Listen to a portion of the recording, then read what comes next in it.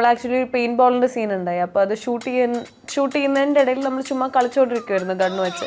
അതിൽ പെല്ലറ്റ് ഒന്നുമില്ല. അപ്പം ഞാൻ അറിയാതെ നമ്മൾ സിനിമാറ്റോഗ്രാഫറെ ഷൂട്ട് ചെയ്തു. നിങ്ങൾ തമ്മിലുള്ള ഒരു ബോണ്ടിങ് എങ്ങനെയാണ്?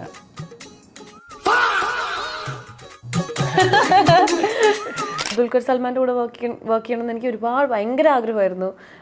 വർക്ക് ചെയ്യണമെന്നല്ല, ജസ്റ്റ് കാണണമെന്ന് ഭയങ്കര ആഗ്രഹമായിരുന്നു.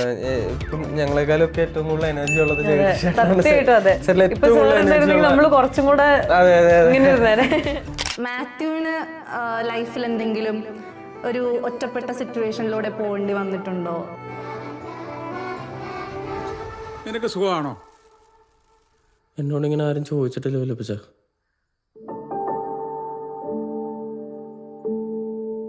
ഹായ്, ഞാൻ നിത്യ. സുഖമാണോ സുഖമാണ് എന്ന സിനിമയുടെ വിശേഷങ്ങളുമായി ഇന്ന് നമ്മുടെ കൂടെ ഉള്ളത് മാത്യുവും ദേവികയുമാണ്. ഹായ് മാത്യു. ഹായ്. ഞാൻ ട്രെയിലർ കണ്ടിരുന്നു. ആദ്യമേ തന്നെ ചോദിക്കുകയാണ്, സുഖമാണോ? സുഖമാണ്. ട്രെയിലർ നല്ലൊരു അനുഭവമായിരുന്നു കിട്ടിയത്. കാരണം ട്രെയിലറിനകത്ത് പല തരത്തിലുള്ള, ഇപ്പോൾ കണ്ടിട്ട് എനിക്ക് തന്നെ ഡിസൈഡ് ചെയ്യാൻ പറ്റുന്നില്ല, ഡ്രാമയാണോ ഫണ്ണാണോ അല്ലെങ്കിൽ ഹൊററാണോ, ഒരു ഡെലൂലു ഫീലൊക്കെ തോന്നി. അങ്ങനെ തന്നെയാണോ അതോ എന്താണ് ശരിക്കും ആ സിനിമ എന്ന് പറയുന്നത്? ഒറ്റ നോട്ടത്തിൽ നോക്കുമ്പോൾ ചിലപ്പോൾ ഈ പറഞ്ഞ പോലെ സർവ്വമായൊക്കെ ആയിട്ട് ഭയങ്കര സിമിലാരിറ്റി തോന്നാം. പക്ഷെ അങ്ങനെ വേണമെങ്കിൽ പറയാം. ഇത് നമ്മളങ്ങനെ ഒരു ഇതിൽ ഈ ഭയങ്കര ചെറിയൊരു സിനിമയാണ്, ഭയങ്കര എന്താ പറയുക ഒരു ഫീൽ ഗുഡ് ഫിലിമാണ്. അപ്പോൾ അതിൽ ചെറിയൊരു ഫാൻറ്റസിയുടെ എലമെൻ്റ് ഇങ്ങനെ പോകുന്നുണ്ട്. പക്ഷെ അതിനെ ട്രീറ്റ് ചെയ്തേക്കുന്നത് ഭയങ്കര റിയലിസ്റ്റിക് ആയിട്ട് തന്നെയാണ്. അപ്പോൾ അത് എങ്ങനെ അതിന് ഇങ്ങനെ പ്രത്യേകിച്ചൊരു കൺക്ലൂഷൻ ഒന്നും കൊടുത്തില്ല. അപ്പോൾ എങ്ങനെ വേണമെങ്കിലും എടുക്കാം, ഡെലിവറി ആയിട്ട് കൊടുക്കാം. അതെ അതെ അതെ. അപ്പോൾ ഒരു ഓപ്പൺ ടു ഇന്റർപ്രിറ്റേഷൻ എന്നുള്ള രീതിയിലാണ് വെച്ചേക്കുന്നത്. പക്ഷേ ഒരു എന്താ പറയുക ഒരു ഫീൽ ഗുഡ് ആയിട്ടുള്ള ഒരു സിനിമ നമുക്ക് എന്താ പറയുക നമുക്ക് കണക്ട് ചെയ്യാൻ പറ്റുന്നതും, അല്ലെങ്കിൽ ഈ ക്യാരക്ടേഴ്സിന്റെ ഒക്കെ വിഷമൊക്കെ ആയിട്ട് നമുക്കൊരു, അല്ലെങ്കിൽ ഈ ക്യാരക്ടേഴ്സിന്റെ ഒരു ജേർണി ഒക്കെ കാണുമ്പോൾ നമുക്കൊരു വിഷമവും. അതെ അതെ അതെ. അപ്പൊ അങ്ങനത്തെ കുറെ ഇമോഷൻസിന് കൂടെ കടന്നു പോകുന്ന ഒരു സിനിമയാണ്. ഓക്കെ. അപ്പോൾ ഈ സിനിമയുടെ ഡയറക്ടർ എന്ന് പറയുന്നത് അരുൺലാൽ ആണ്. അപ്പോൾ ഡയറക്ടറായിട്ടുള്ള നിങ്ങളുടെ ഒരു ബോണ്ട്, ആ സെറ്റിലുണ്ടാവുന്ന ഒരു എക്സ്പീരിയൻസ്, അതുപോലെ നിങ്ങൾക്ക് മറക്കാൻ പറ്റാത്ത എന്തെങ്കിലും ഒരു മൊമെന്റ് അതിലുണ്ടായിട്ടുണ്ടോ? അങ്ങനെ സെറ്റിൽ സ്പെസിഫിക്കലി അങ്ങനെ പറയുമ്പം എല്ലാ മൂമെൻറ്റ്സും ഭയങ്കര ഫണ്ണായിരുന്നു. കാരണം നമ്മൾ പറഞ്ഞ പോലെ തന്നെ വേഗം ഷൂട്ട് കഴിഞ്ഞു, പെട്ടെന്ന് തുടങ്ങി പെട്ടെന്ന് തീർന്നു. കുറച്ച് പേരെ ഉണ്ടായിരുന്നുള്ളൂ ഷൂട്ട് ചെയ്യുന്ന സമയത്ത്. അപ്പം എല്ലാവരും അങ്ങോട്ടും ഇങ്ങോട്ടും ഒരുപാട് സംസാരിച്ച് ഭയങ്കര ഫണ്ണായി ചെയ്ത പടമാണ്. അപ്പോൾ സന്തോഷിച്ച് മറക്കാനല്ലാത്ത സങ്കടപ്പെട്ട് മറക്കാൻ പറ്റാത്തൊരു മൊമെൻ്റ് ആണ് പറയാം. നമ്മൾ ആക്ച്വലി ഒരു പെയിന്റ് ബോളിൻ്റെ സീൻ ഉണ്ടായി. അപ്പോൾ അത് ഷൂട്ട് ചെയ്യുന്നതിൻ്റെ ഇടയിൽ നമ്മൾ ചുമ്മാ കളിച്ചുകൊണ്ടിരിക്കുമായിരുന്നു ഗണ്ണ് വെച്ച്. അതിൽ പെല്ലറ്റ് ഒന്നുമില്ല. അപ്പം ഞാൻ അറിയാതെ നമ്മൾ സിനിമാറ്റോഗ്രാഫറെ ഷൂട്ട് ചെയ്തു. പെല്ലറ്റ് വന്നു, അതിൽ നിന്ന് പുറത്ത് വന്നു. അതിന് മുമ്പ് ആക്ച്വലി ഇത്രയും ഫേസിൻ്റെ അടുത്തൊക്കെ വെച്ചാൽ കളിച്ചുകൊണ്ടിരുന്നത്. ചുമ്മാ ടോബിൻ ചേട്ടനാണ് ആദ്യം അടുത്ത് തുടങ്ങിയത്. അങ്ങനെ വെറുതെ ഇങ്ങനെ ടിഷ്യൂ എന്ന് പറഞ്ഞ് കളിച്ച്, അതേപോലെ തന്നെ നമ്മൾ ഇങ്ങനെ എല്ലാ ചുമ്മാ കളിച്ചതായിരുന്നു. ഒരു ഇത്തിരി കുറച്ച് ഡിസ്റ്റൻസ് ഉണ്ടായുള്ളൂ, നേരെ കൊണ്ട് നെഞ്ചത്തേക്ക് വെടിവെച്ചത്. മാത്യുവിന് എങ്ങനെയായിരുന്നു? ഇല്ല, പറഞ്ഞ പോലെ ഷൂട്ട് തുടങ്ങി പെട്ടെന്ന് തന്നെ തീർന്നു. അപ്പം ഞാൻ കഴിഞ്ഞു, നമ്മൾ തുടങ്ങിയല്ലേ ഉള്ളൂ വെച്ചിട്ട് 30-35 ദിവസം ഉണ്ടായിരുന്നു. എന്നിട്ട് ഒരു അത് ഭയങ്കര പെട്ടെന്ന് പോയി. പിന്നെ അപ്പോൾ അരുൺ ചേട്ടനാണേലും എന്താ പറയുക, അരുൺ ചേട്ടൻ ഇതൊന്ന് ഡയറക്ടറായിട്ടാണ് ആദ്യമായിട്ട് കുറേ സിനിമകൾ എഴുതിയിട്ടുണ്ട്. അപ്പോൾ അതിലൊക്കെ ഞാൻ നോട്ട് ചെയ്തേക്കുന്നത് ഭയങ്കര ക്യാരക്ടേഴ്സിൻ്റെ ഒക്കെ ഒരു ഇമോഷണൽ ജേർണി. അപ്പോൾ ഇമോഷനൊക്കെ ഭയങ്കര രസമായിട്ട് എഴുതുന്നൊരു ആളാണ്. അപ്പോൾ അത് ഇപ്പോൾ ഡയറക്റ്റ് ചെയ്യുമ്പോഴും പുള്ളി പറ്റുന്നത്രയും ജെന്യുവനായിട്ട് ചെയ്യാനാണ് ശ്രമിച്ചേക്കുന്നത്. ഇപ്പോൾ നമ്മുടെ അടുത്ത് വന്ന് പറഞ്ഞു തരുമ്പോഴായാലും ആസ് എ ഡയറക്ടർ പുള്ളി നോക്കുന്ന ആ ഇമോഷൻ കൺവേ ചെയ്യണം. അപ്പൊ അതിന് അതെ അതെ. അപ്പൊ നമ്മുടെ അടുത്ത് പറയുമ്പോഴൊക്കെ അത് ഭയങ്കര സ്ട്രെസ് ചെയ്ത് അപ്പൊ നമുക്കും ഭയങ്കര രസമാണ്. നമുക്ക് അതെ കണക്ട് ചെയ്യാനൊക്കെ ചെയ്യുമ്പോ ഒക്കെ ഭയങ്കര കൺവീനിയന്റ്ലി ചെയ്യാൻ പറ്റുന്നുണ്ടായിരുന്നു. ഓക്കെ, അടുത്തത് ഒരു ഡെലൂല് പോലെ ഫീൽ ആയിന്ന് ഞാൻ ആദ്യമേ തന്നെ പറഞ്ഞല്ലോ. അപ്പോൾ ദേവികയുടെ ആ സിനിമയിലെ ക്യാരക്ടർ എങ്ങനെയായിരിക്കും ആ ഒരു ആളുടെ ക്യാരക്ടർ എന്ന് പറയുന്നത്? അങ്ങനത്തെ ഒരു ക്യാരക്ടർ അല്ല, കുറേ ഭയങ്കര കൺവിക്ഷനുള്ളൊരു ക്യാരക്ടറാണ്. കുറച്ച് അൺനാച്ചുറൽ സർക്കംസ്റ്റാൻസസിലൊക്കെയാണ് ആ കുട്ടി ഇൻട്രാക്ട് ചെയ്യുന്നതെങ്കിലും ഈ പറഞ്ഞു വരുമ്പം ഭയങ്കര നാച്ചുറൽ അല്ലാത്ത കാര്യങ്ങൾ ഒരു കൂളായി ഒരു കൺവിക്ഷനോടുകൂടെ ഭയങ്കര കൂളായി പറയുന്ന ഒരു കുട്ടിയാണ്. ഇങ്ങനെ അതിനുള്ള റീസൺ ഉണ്ട്, അതെന്തുകൊണ്ടാണ് ആ കുട്ടിക്ക് അത്രയും കൺവിക്ഷൻ വരുന്നത് എന്നുള്ളതിനൊരു കാര്യമുണ്ട്. പിന്നെ പറയുന്ന പോലെ തന്നെ ഈ ഒരു ബിലോങ്ങിങ് നോക്കി വരുന്ന ഒരു ക്യാരക്ടറാണ്. എവിടെയെങ്കിലും ഒന്ന് ബിലോങ് ചെയ്യാൻ വേണ്ടി, ആരെങ്കിലും ഒന്ന് നമ്മൾ കൂടെ ഉണ്ടാവണം എന്നുള്ളത് ഏത് സിറ്റുവേഷനിലാണെങ്കിലും. അതിപ്പം ഇന്ന് ഒരു ഹാപ്പി മൊമെന്റിൽ തന്നെ ആവണമെന്നില്ല, കൂടെ നമ്മൾ എങ്ങനെയെങ്കിലും ഏത് സിറ്റുവേഷനിലിരിക്കും എങ്ങനെയെങ്കിലും ഒന്ന് ബിലോങ് ചെയ്യണമെന്ന് തോന്നാൻ അത്രയും ആഗ്രഹിക്കുന്ന ഒരു കുട്ടിയാണ്. അപ്പോൾ ആ ഒരു ക്യാരക്ടർ വെച്ചിട്ട് ഏതെങ്കിലും ഒരു ക്വാളിറ്റി അതിൽ നിന്ന് അഡാപ്റ്റ് ചെയ്യാൻ പറഞ്ഞാൽ ഏതായിരിക്കും? ചാരു ഭയങ്കര live in the moment kind of ഒരാളാണ്. ഒരു this is all we have എന്നുള്ളൊരു ഐഡിയോളജി ഉള്ള ഒരു ക്യാരക്ടറാണ്. ഈ ഒരു അത് സത്യമാണല്ലോ, literally all we have is now. ഈ ഒരു മൊമെന്റ് അല്ലാതെ വേറെ ഒന്നും നമ്മുടെ കയ്യിലും ഇല്ല. അപ്പോൾ ആ ഒരു ഫാക്ടർ ഞാൻ ജീവിതത്തിൽ ആക്ച്വലി അങ്ങനെയാണ് കുറെ കൂടെ ഒക്കെ. അത് കാരണം ഇത് ലിറ്ററലി അതല്ലേ നമ്മുടെ കയ്യിലുള്ളൂ. അപ്പോൾ അതെനിക്ക് ഭയങ്കര കണക്ട് ചെയ്യാൻ പറ്റുന്ന ഒരു എലിമെന്റ് ആയിരുന്നു ക്യാരക്ടറിൻ്റെ അടുത്ത്. അപ്പോൾ അത് കുറച്ചും കൂടെ ആ ഒരു സ്പിരിറ്റിൽ കുറച്ചും കൂടെ എടുക്കാൻ പറ്റുമെന്ന് വിചാരിക്കണം. മാത്യുവിൻ്റെ ഈ സിനിമയിലുള്ള ക്യാരക്ടറിൻ്റെ നെയിം തിയോ. അപ്പോൾ ആ തിയോ എന്ന് പറഞ്ഞ ക്യാരക്ടർ എങ്ങനെയാണ്? തിയോ ചെറുപ്പം മുതലേ അവൻ്റേതായിട്ടുള്ള കാരണങ്ങൾ അല്ലാണ്ട് ഒറ്റപ്പെട്ടു പോയൊരു ആളാണ്.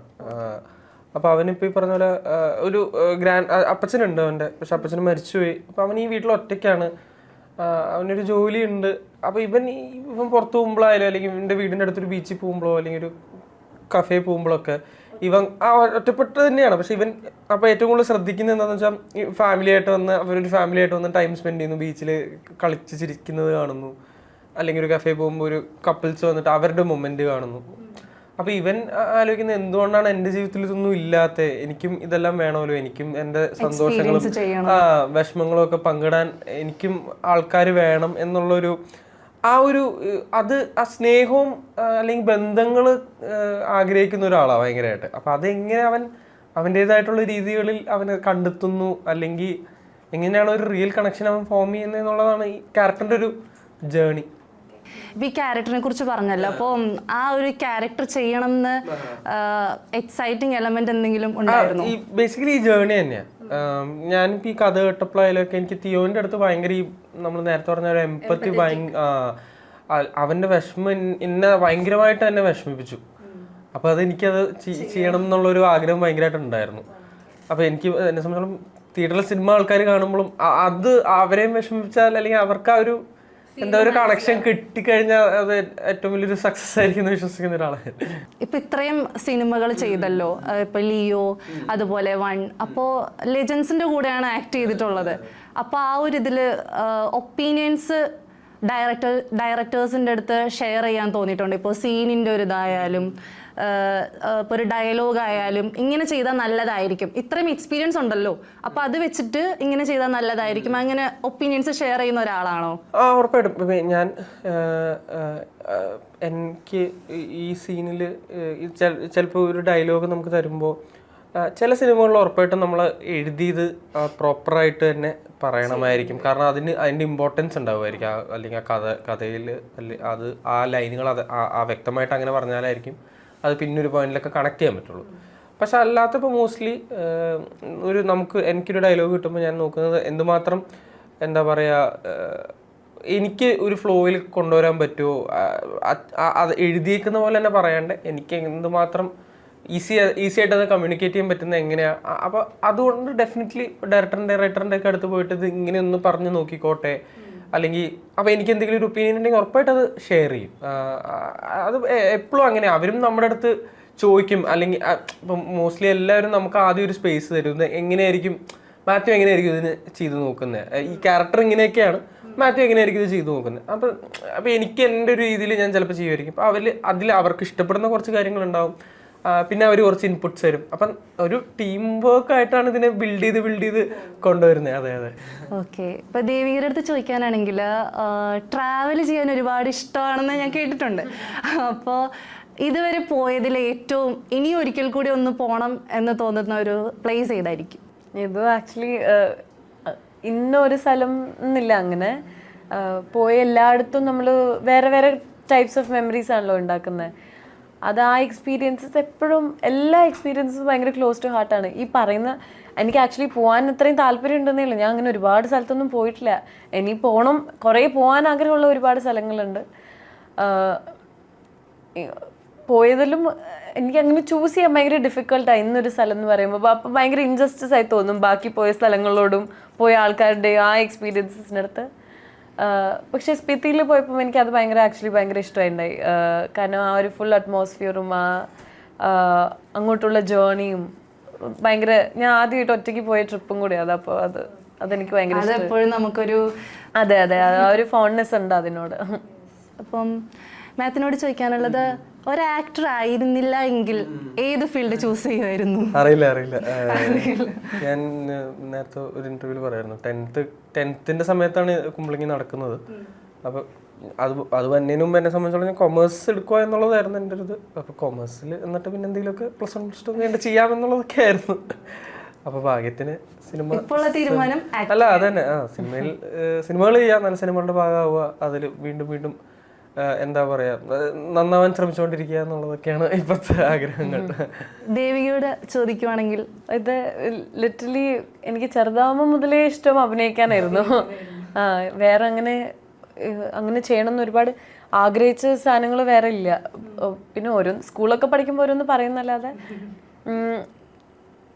വേറെ എന്തെങ്കിലും ചൂസ് ചെയ്യാൻ പറഞ്ഞാൽ ഇപ്പോൾ ഭയങ്കര ബുദ്ധിമുട്ടായിരിക്കും. കാരണം വേറെ മനസ്സിലും കൂടി ഒന്നുമില്ല.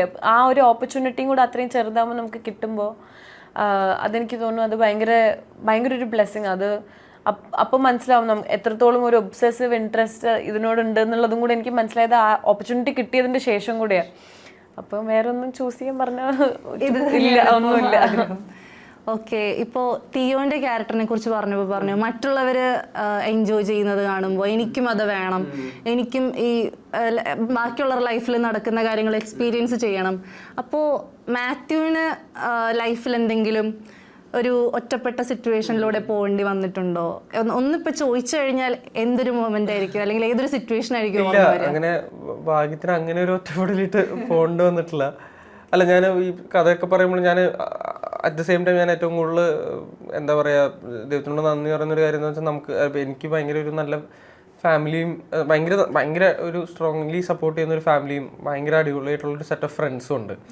അപ്പോൾ അങ്ങനെ ഒരു സാഹചര്യം വന്നിട്ടില്ല. അങ്ങനെ എന്തെങ്കിലും വിഷമങ്ങളോ പ്രശ്നങ്ങളോ ഒക്കെ ഉണ്ടായ ഇപ്പം ഞാൻ അങ്ങോട്ട് പോയി പറഞ്ഞില്ലെങ്കിലും അത് മനസ്സിലാക്കി ചോദിക്കാനുള്ള ആൾക്കാരും ഉണ്ട് ജീവിതത്തിൽ. അത് ഭയങ്കര ഒരു വലിയ ബ്ലെസ്സിങ് ആണ്. അപ്പം അത് എന്തുമാത്രം അതിൻ്റെ ഒരു വില എന്തുമാത്രമാണെന്ന് ശരിക്കും ഈ കഥയൊക്കെ കേട്ടപ്പം മനസ്സിലായി. കാരണം ഇപ്പം തീയൊക്കെ അത് ഭയങ്കരമായിട്ട് വാല്യൂ ചെയ്യുന്ന, അവനെ സംബന്ധിച്ചോളം അവന് ഏറ്റവും ജീവിതത്തിൽ വേണ്ടത് അതാ. അപ്പോൾ അതിന് കൊടുക്കുന്ന വാല്യൂ ഭയങ്കര കൂടുതലാണ്. അപ്പോഴാണ് എൻ്റെ ഒരു ഇതിട്ട് നോക്കിയപ്പോഴാണ് ഇതൊക്കെ ഉണ്ട്, അതൊക്കെ ഭയങ്കര വലിയൊരു ഭാഗ്യമാണ്, ഭയങ്കര ബ്ലെസ്സിങ് ആണ്. വേറെ പല എന്ത് കാര്യങ്ങളില്ലെങ്കിലും ഇതുണ്ടെങ്കിൽ കുറേയൊക്കെ ജീവിതം രസകരമായിട്ട് പോകും. നമുക്ക് ഇപ്പോൾ ഫിലിം ഇൻഡസ്ട്രിയിലേക്ക് വരുമ്പോൾ കുറച്ച് പേരോട് കൂടെ ആക്ട് ചെയ്തു. ഇനിയിപ്പോൾ ഇന്നൊരാൾ അല്ലെങ്കിൽ ഈ ഒരു ആക്ടറിൻ്റെ കൂടെ അല്ലെങ്കിൽ ഈ ഒരു ആക്ട്രസിൻ്റെ കൂടെ എനിക്ക് ആക്ട് ചെയ്യണം എന്ന് വിചാരിക്കുന്ന ഒരു ആക്ടറോ ആക്ട്രസോ ഉണ്ടോ? അതിപ്പോൾ ചിലപ്പോൾ നമ്മുടെ കൂടെ അഭിനയിച്ചതായിരിക്കും, അല്ലെങ്കിൽ ഇനി അഭിനയിക്കണം എന്ന് ഒരു എക്സ്പീരിയൻസ് വേണം എന്ന് വിചാരിക്കുന്ന ഒരു ആക്ടർ ഒരുപാട് പേരുണ്ട് ലിറ്ററലി. അതും പറയുന്ന പോലെ ഇത്രയും തന്നെ ചെയ്തത് എനിക്ക് പ്രോസസ്സ് ചെയ്യാൻ പറ്റിയിട്ടില്ല. ഇത്രയും തന്നെ എന്തൊരു ഭാഗ്യമാണെന്ന് ആലോചിക്കാൻ മാത്രമേ എനിക്കിപ്പോഴും എനിക്ക് ആ എക്സ്റ്റെൻറ്റ് വരെ പോകാനേ പറ്റുന്നുള്ളൂ. അപ്പോൾ അത് തന്നെ പ്രോസസ്സ് ചെയ്യാൻ പറ്റുന്നില്ല. ഈ പറയുന്ന പോലെ തന്നെ ഒരുപാട് പേര് കൂടെ വർക്ക് ചെയ്യണമെന്ന് ആഗ്രഹമുണ്ട്. ഇങ്ങനെ ഇന്നൊരാൾ സ്പെസിഫിക്കലി പറയുകയാണെങ്കിൽ ഇപ്പം ദുൽഖർ സൽമാൻ്റെ കൂടെ വർക്ക് ചെയ്യണമെന്ന് എനിക്ക് ഭയങ്കര ആഗ്രഹമായിരുന്നു. വർക്ക് ചെയ്യണം എന്നല്ല, ജസ്റ്റ് കാണണം എന്ന് ഭയങ്കര ആഗ്രഹമായിരുന്നു. അപ്പോൾ അത് വർക്ക് ചെയ്യാൻ പറ്റിയത് തന്നെ അത് ഭയങ്കര സർറിയൽ ആയിട്ടുള്ള ഒരു എക്സ്പീരിയൻസ് ആയിരുന്നു. That is one of my favourite days ever. Lal സാറിൻ്റെ കൂടെ വർക്ക് ചെയ്യാൻ പറ്റി, മമ്മൂക്കിയുടെ കൂടെ ഞാൻ വർക്ക് ചെയ്തിട്ടില്ല. ദാറ്റ് വുഡ് ബി ഇൻസെയിൻ അങ്ങനെ ചെയ്യാൻ പറ്റുവാണെങ്കിൽ. ഇപ്പോൾ മാത്യുവിനോട് ചോദിക്കുമ്പോഴാണെങ്കിൽ അങ്ങനെ ആരെങ്കിലും കൂടെ ചെയ്യണം? എനിക്ക് അല്ല, പറഞ്ഞ പോലെ എല്ലാവരുമായിട്ടും വർക്ക് ചെയ്യണമെന്നുണ്ട്. ഇനി വിജയരാഘവൻ സാറായിട്ട് നെയ്മർ എന്ന് പറഞ്ഞ സിനിമ ഓൾറെഡി ചെയ്തിട്ടുണ്ടായിരുന്നു. എനിക്ക് അത് കഴിഞ്ഞും പിന്നെയും അപ്പം നെയ്മറിൽ എനിക്ക് അങ്ങനെ കുട്ടേട്ടനായിട്ട് കുറേ അധികം സീനുകളില്ല. അപ്പോൾ എനിക്ക് കുട്ടേട്ടനായിട്ട് അങ്ങനെ ഒരു കുട്ടേട്ടൻ്റെ കൂടെ ഒരു സീനൊക്കെ ചെയ്യണം അങ്ങനെയൊക്കെ ഉള്ള ആഗ്രഹങ്ങളുണ്ട്. പക്ഷെ ഇപ്പോൾ ചെയ്യുന്ന ഒരു സിനിമയിൽ കുട്ടേട്ടനും ഉണ്ട്. അപ്പോൾ വിജയരാൻ സാറിൻ്റെ കൂടെ അങ്ങനെ ഒരു ഓപ്പർച്യൂണിറ്റി കിട്ടിയാൽ ഭയങ്കര ഹാപ്പി. എനിക്ക് ഭയങ്കര envy ഉണ്ട് മാത്യു അടുത്ത്, because Mathew is working with Parvathy ma'am. Parvathy ചേച്ചി ആണ് ലീഡ് അപ്പുറത്ത്. ഭയങ്കര നല്ല കാസ്റ്റാണ്. സിദ്ധാർത്ഥ് വരുത്തൻ, വിനയ് ഫോർട്ട് ഉണ്ട്, അസീസ് നെടുവങ്ങാണ്. അപ്പം അങ്ങനെ ഉണ്ണിമായ ചേച്ചി, അങ്ങനെ കുറേ പേരുള്ളത് കൊണ്ട് ഭയങ്കര രസമുള്ള സിനിമയാണ്. ഇപ്പോൾ നസ്ലിനും മാത്യു ഒക്കെ ഒന്നിച്ച് വന്നാണല്ലോ. അപ്പോൾ ഇനിയിപ്പോൾ പ്രേക്ഷകർ വളരെ മിസ് ചെയ്യുന്നുണ്ടാവും ചിലപ്പോൾ ഇനിയും നിങ്ങൾ തമ്മിലുള്ള ആ ഒരു കോംബോ വേണം എന്നുള്ളത്. അപ്പോൾ ഞങ്ങൾക്ക് അങ്ങനെ എക്സ്പെക്ട് ചെയ്യാമോ? ഇല്ല, അങ്ങനെ ഒരു നല്ല സിനിമ വരുമ്പോൾ ഉറപ്പായിട്ടും ഉണ്ടാവും. ഇപ്പോൾ ഈ സിനിമയിൽ ജഗദീഷ് ചേട്ടനുണ്ടല്ലോ. അപ്പോൾ ജഗദീഷ് ചേട്ടനുമായിട്ടുള്ള ഒരു കണക്ഷൻ സെറ്റിൽ എങ്ങനെയായിരുന്നു? ഒരു എക്സ്പീരിയൻസ് എങ്ങനെയായിരുന്നു? ഒരു സീനിയർ ആക്ടറും കൂടെ ആണല്ലോ, അപ്പോൾ എങ്ങനെയായിരുന്നു ഒരു എക്സ്പീരിയൻസ്? ഭയങ്കര അടിപൊളി എക്സ്പീരിയൻസ് ആയിരുന്നു കേട്ടോ. കാരണം ഇപ്പം ഞങ്ങളെക്കാളൊക്കെ ഏറ്റവും കൂടുതൽ എനർജി ഉള്ളത്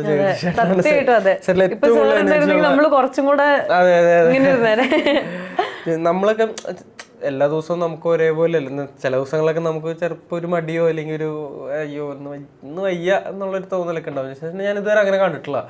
എല്ലാ ദിവസവും ജയശേട്ടനും ഒരേ എനർജി, എന്താ പറയുക, എപ്പോഴും ഭയങ്കര ഹാപ്പി ആയിട്ട് ആ ഒരു എനർജിയിലാണ് നിൽക്കുന്നത്. അപ്പോൾ എനിക്കത് ഭയങ്കര രസമാണ്. കാരണം പിന്നെ എല്ലാവരും ഭയങ്കര ജെന്യൂൻലി എല്ലാവരെയും ചിരിപ്പിക്കണം, അവരെ എൻ്റർടൈൻ ചെയ്യണം എന്നൊക്കെ ആഗ്രഹിക്കുന്ന ഒരാളാണ്. അപ്പോൾ ഭയങ്കര രസമായിരുന്നു ജയശേട്ടനപ്പോൾ. ഇപ്പോൾ ജഗദീഷ് ചേട്ടനെ കുറിച്ച് പറഞ്ഞല്ലോ. അപ്പോൾ ഒരു ക്വാളിറ്റി ജഗദീഷ് ചേട്ടൻ്റെ ക്യാരക്ടറിൽ നിന്നും വേണം എന്ന് ആഗ്രഹിക്കുന്ന ഒരു ക്വാളിറ്റി എന്തായിരിക്കും? അയ്യോ, ഒരുപാടുണ്ട് ആക്ച്വലി. ഈ പറഞ്ഞാൽ എനർജിയുടെ കാര്യം തന്നെയായിരുന്നു. പിന്നെ ഡിസിപ്ലിൻ ഭയങ്കര അടിപൊളി സാറിൻ്റെ, ജയ സാറിൻ്റെ. എല്ലാ കാര്യങ്ങളും ഭയങ്കര കൃത്യനിഷ്ഠതയോടെയാണ് ചെയ്യുന്നത്. അല്ലെങ്കിൽ ഇപ്പം സമയത്ത് വരിക. ജയശേട്ടനും ഇത്രയും എന്താ പറയുക, ഓൾമോസ്റ്റ് 70s ആയി. അപ്പോൾ എന്നിട്ട് പോലും ജയശേട്ടൻ എന്താ പറയുക, വേണമെങ്കിൽ കുറച്ച് വൈകി വരാൻ സെറ്റ് ചെയ്തിട്ട് ആരും ഒന്നും പറയാൻ പോകില്ല. പക്ഷെ എന്നാലും കൃത്യം സമയത്ത് വരികയും, അല്ലെങ്കിൽ എനിക്ക് തോന്നുന്നു പണ്ടേ പോലെ ജയശേട്ടൻ ഭയങ്കര ഷാർപ്പായിട്ട് രാവിലെ എണീറ്റ് ജയശേട്ടൻ്റെ മറ്റേ എക്സസൈസുകളായാലും എല്ലാം കറക്റ്റായിട്ട് ചെയ്ത്, അപ്പോൾ ആ പങ്ക്ച്വാലിറ്റി കുറേ വർഷങ്ങളായിട്ട് മെയിൻറ്റെയിൻ ചെയ്ത് ആ ഡിസിപ്ലിനിൽ കൂടെ പോകുന്ന ആളാണ്. അപ്പോൾ അത് ഭയങ്കര ഭയങ്കര മോട്ടിവേറ്റിംഗ് ആയിട്ടുള്ളൊരു കാര്യം. അത് ദേവികനോട് ചോദിക്കുവാണെങ്കിൽ, ഡിസിപ്ലിൻ ഒരു വലിയ കാര്യമാണ്. കാരണം I struggle with that, I am not very disciplined. അപ്പോൾ അത് ഒരു ഇമ്പോർട്ടൻ്റ് ആയിട്ട് എടുക്കാൻ പറ്റുന്ന ഒരു കാര്യമാണ്. പിന്നെ സാർ ഭയങ്കര ക്യൂരിയസ് ആണ്, ഭയങ്കര നോളജബിൾ. ആ ഒരു കാര്യം എനിക്ക് ഭയങ്കര ഇൻട്രീഗിങ്. അങ്ങനെ ഒരു ഞാൻ ഭയങ്കരമായിട്ട് അഡ്മയർ ചെയ്യുന്ന ആൾക്കാരിലുള്ളൊരു ക്വാളിറ്റിയാണത്. അപ്പോൾ എനിക്ക് പഠിക്കണം എന്നുണ്ട്. ഓക്കെ, ഇപ്പം മാത്യുവിൻ്റെ അടുത്ത് നേരത്തെ ചോദിച്ചപ്പോൾ പറഞ്ഞായിരുന്നല്ലോ, ഒരു ദിവസം ചിലപ്പോൾ നമുക്ക് ഒരു എനർജി ലെവൽ കുറവായിരിക്കും, ഷൂട്ടിങ്ങിന് പോകാൻ മടിയൊക്കെ ഉണ്ടാവും. അപ്പോൾ നമുക്കിപ്പോൾ ഏതൊരു ഫീൽഡിലാണെങ്കിലും സ്ട്രെസ് എന്തായാലും ഉണ്ടാകും ആ ഒരു വർക്കിൻ്റെ റിലേറ്റഡ് ആയിട്ട്. അപ്പോൾ അങ്ങനെ ഷൂട്ടിങ്, ഇപ്പം നമുക്കൊരു ഷൂട്ടിംഗ് ഡേറ്റ് പറഞ്ഞാൽ നമ്മൾ പോകണമല്ലോ. അപ്പോൾ അങ്ങനെ പോകാൻ നേരത്തെ സ്ട്രെസ് ഉണ്ടെങ്കിൽ അതെങ്ങനെയാണ് ബാലൻസ് ചെയ്യുന്നത്? ഇല്ല, എന്തുമാത്രം സ്ട്രെസ് ഉണ്ടെങ്കിലും അല്ലെങ്കിൽ നമുക്ക് മടി ഉണ്ടെങ്കിലൊക്കെ വൺസ് ചെയ്തു തുടങ്ങുമ്പോഴത്തേക്കും ഭയങ്കര അതൊക്കെ മറക്കും കേട്ടോ. പോവാനുള്ളൊരു ചെറിയ മടി ഉണ്ടാവുമായിരിക്കും. കാരണം ഇപ്പം തലേ ദിവസം കുറേ അധികം നേരം ഷൂട്ട് ചെയ്തിട്ടുണ്ടാവും, അപ്പം മര്യാദയ്ക്ക് ഉറങ്ങാൻ പറ്റിയിട്ടുണ്ടാവില്ല. അപ്പം അങ്ങനെ പല കാരണങ്ങളാൽ ചെറിയൊരു മടി ഉണ്ടാവുമായിരിക്കും. പക്ഷെ വൺസ് എത്തി നമ്മൾ ഒരു സീൻ ചെയ്ത് തുടങ്ങുമ്പോഴത്തേക്കും അതൊക്കെ മറക്കും. ഭയങ്കര പിന്നെ ആ ഒരു മൊമെന്റിൽ ഭയങ്കര ഇൻവോൾവ് ആയിട്ട് ഭയങ്കര രസമാണ്. ഒരു അത്രയും പേരും കോ ആർട്ടിസ്റ്റുകളും, അത് ഭയങ്കര അതിൻ്റെ ഒരു എനർജി അപ്പം കിട്ടും. ദേവിക വളരെ കുറച്ച് സിനിമകളാണ് ഉള്ളതെങ്കിലും നമുക്കതൊക്കെ ഒരു മെമ്മറബിൾ ക്യാരക്ടേഴ്സാണ്. അപ്പോൾ എങ്ങനെയാണ് ഓരോ സ്ക്രിപ്റ്റൊക്കെ ചൂസ് ചെയ്യുന്നത്? കഥ കേട്ട് എന്തെങ്കിലും ഒരു കണക്ഷൻ തോന്നുന്ന ഒരു കാര്യമാണെങ്കിൽ അത്രയേ ഉള്ളൂ. അങ്ങനെ ഭയങ്കര ഇലാബറേറ്റ് പ്രോസസ് ഓഫ് അങ്ങനെയില്ല. നമുക്ക് കേൾക്കുമ്പോൾ തന്നെ ഒരു കണക്ഷൻ തോന്നണം എന്നാണ് പ്രൈമറി. ഇത് കേട്ടപ്പോഴും അത് തന്നെയായിരുന്നു, ഈ ക്യാരക്ടേഴ്സിൻ്റെ അടുത്തും കഥയുടെ അടുത്തും പിന്നെ ആ പറയുന്ന ഓവറോൾ ആ രീതിയുടെ അടുത്തും അത് ഭയങ്കര ഇൻട്രസ്റ്റിംഗ് ആയിരുന്നു. പിന്നെ ചില സമയത്ത് ക്രൂ ഭയങ്കര കമ്പല്ലിങ് ആയിരിക്കും. ഇവരുടെ കൂടെ വർക്ക് ചെയ്യാൻ പറ്റിയിട്ടുണ്ടെങ്കിൽ എന്നുള്ളൊരു ആ ഒരു ഫാക്ടറില്ല. ഇപ്പം ഇതിൽ ജഗദീഷ് ചേട്ടനുണ്ട്, മുന്നേ റാഫി സാർ എഴുതിയ പടമായിരുന്നു. പിന്നെ അങ്ങനത്തെ ഫാക്ടേഴ്സും ഉണ്ടാവാറുണ്ട്. കുറേ എലിമെൻസ് ആണ്, ഇന്ന ഒരു കാര്യം എന്നില്ല, കുറേ എലിമെൻറ്റ്സ് എല്ലാം കൂടെ വരുമ്പോൾ. അതെ, ഇപ്പോൾ ബ്രോമാൻസ് എന്ന് പറഞ്ഞ സിനിമ അതിൽ റിവ്യൂസ് വന്നത് പോസിറ്റീവും ഉണ്ട് നെഗറ്റീവും ഉണ്ട്. അപ്പോൾ അതിനെങ്ങനെയാണ്, എന്താണ് അതിനെപ്പറ്റി ഒരു അഭിപ്രായം? നല്ല അഭിപ്രായം തന്നെയാണ്. എന്താ ഞാനല്ല എപ്പോഴും മനസ്സിലാക്കുന്ന ഒരു കാര്യം വെച്ചാൽ എന്താ ആരെന്ത് പറഞ്ഞാലും അതിൽ കാര്യമുണ്ടെങ്കിൽ അത് എടുക്കുക. നമുക്ക് തോന്നുവാണ് അത് കറക്റ്റാണ്, നമുക്ക് എന്തെങ്കിലും അത് ബെറ്റർ ആക്കാന്നൊക്കെ തോന്നുവാണെങ്കിൽ അത് ഉറപ്പായിട്ടും ആ ഒരു അഭിപ്രായം സ്വീകരിക്കുക, അതിനനുസരിച്ച് ഇത് ചെയ്യുക. പിന്നെ ജനറലി എപ്പോഴും എന്താ തെറ്റുകൾ പറ്റുമ്പോഴും എല്ലാം കറക്റ്റ് ചെയ്യുക, നമ്മൾ അതിൽ നിന്ന് പഠിക്കുക, വളരുക, നമുക്ക് പറ്റുന്ന ഏറ്റവും ബെസ്റ്റ് എപ്പോഴും ചെയ്തുകൊണ്ടിരിക്കുക എന്നുള്ളൊരു ഇതാണ്. ഇപ്പോൾ ആദ്യത്തെ ഫിലിം എന്ന് പറയുന്നത് ഞാൻ പ്രകാശനാണ്. അപ്പോൾ 10th എന്തോ പഠിക്കുന്ന ഒരു ടൈമാണ്. അപ്പോൾ ആ ഒരു സമയത്ത് ഞാൻ പ്രകാശൻ എന്ന് പറഞ്ഞാൽ എനിക്കൊക്കെ ഭയങ്കര ഇഷ്ടമുള്ളൊരു സിനിമയാണ്. ആ ഒരു ക്യാരക്ടർ ഇപ്പോഴും നമ്മുടെ മനസ്സിൽ നിന്ന് പോകുന്നില്ല. അപ്പോൾ ആ ഒരു ക്യാരക്ടർ സത്യനന്ദിക്കാട് സാറിനെ പോലത്തെ ഒരു ഡയറക്ടറിൻ്റെ ഫിലിമിലും ആകുമ്പോൾ കാസ്റ്റ് ചെയ്തു എന്ന് പറഞ്ഞപ്പോൾ ഉണ്ടായിരുന്ന ആ ഒരു ഫീൽ എങ്ങനെയായിരുന്നു? എനിക്ക് വിശ്വസിക്കാൻ പറ്റിയിട്ടുണ്ടായില്ല. എനിക്ക് അപ്പോൾ ആ സമയത്ത് കൊടുത്ത ഇൻ്റർവ്യൂവിലൊക്കെ കുറേ ഇൻ്റർവ്യൂവിൽ കണ്ടത് വിശ്വസിക്കാൻ പറ്റില്ല. കയ്യിൽ ദേവിക നുള്ളി നോക്കി. അത് ആക്ച്വലി സത്യമാണ്.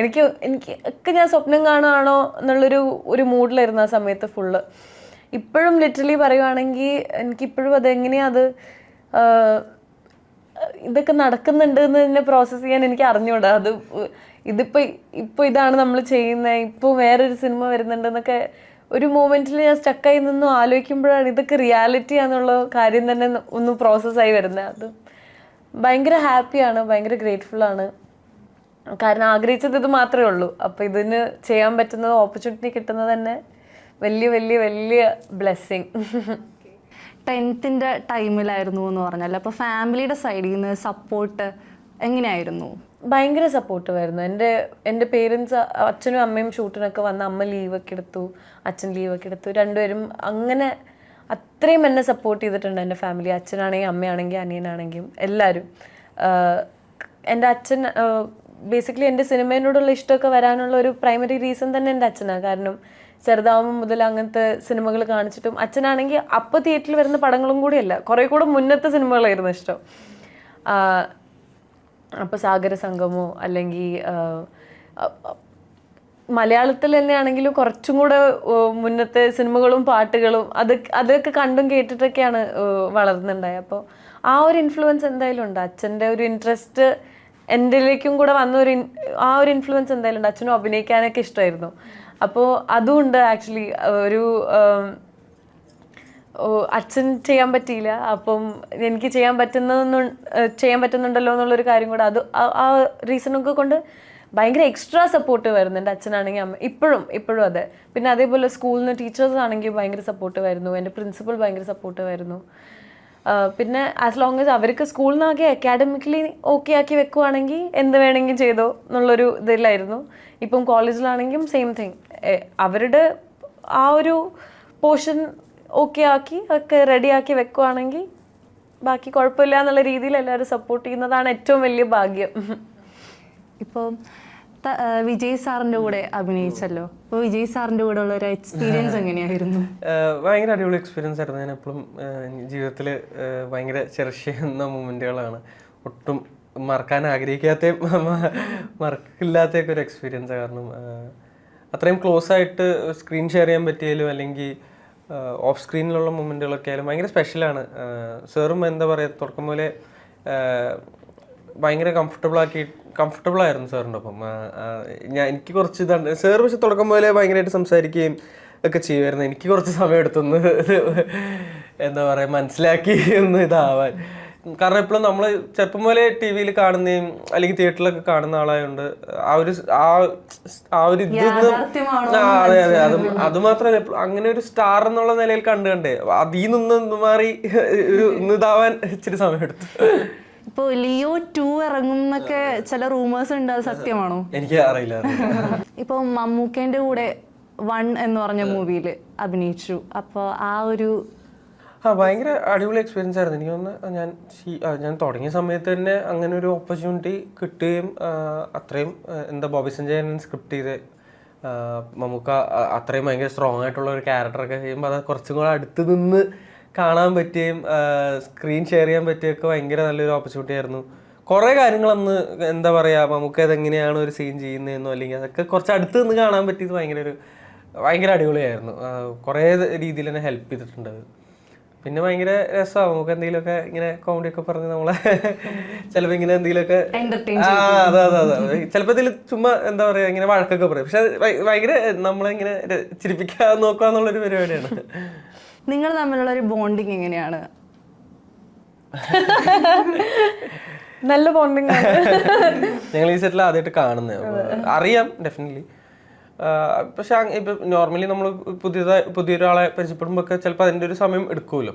അപ്പൊ അങ്ങനെ ഒരു ഐസ് ബ്രേക്കിന്റെ ആവശ്യം വന്നില്ല. കുറേ മ്യൂച്വൽ ഇൻട്രസ്റ്റുകളും അല്ലെങ്കിൽ സിനിമകളാണെങ്കിലും മ്യൂസിക്കൊക്കെ ആണെങ്കിലും കുറേ ഒരേ സാധനങ്ങൾ ഭയങ്കര ഇഷ്ടമുള്ള ഇതായിരുന്നു. അപ്പൊ അതുകൊണ്ട് നമുക്ക് പെട്ടെന്ന് അങ്ങനെ അതെ പെട്ടെന്ന് തന്നെ സംസാരിച്ച് അങ്ങനെ ഒരു ഓക്വേർഡ്സ് ഇത് ഉണ്ടാവുന്നിട്ടില്ല.